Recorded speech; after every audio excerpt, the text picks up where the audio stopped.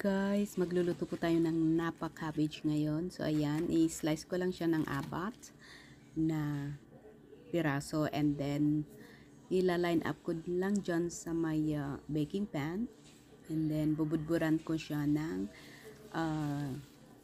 salt, black pepper, and then yung chili flakes. After that, yung olive oil, lalagyan ko lang siya on top.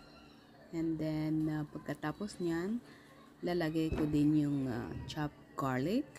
Yan.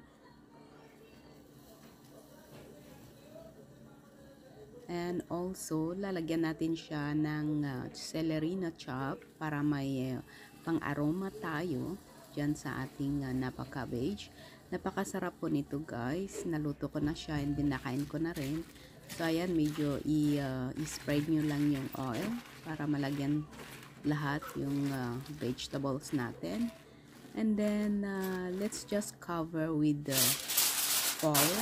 And then, i-bake natin siya ng mga 10 minutes sa 350 degrees Fahrenheit. And then, yan, luto na siya.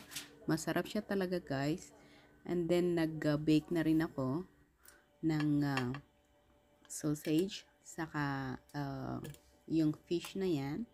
And then yan lahat yung aking dinner ngayon guys. So napakasarap. Just try.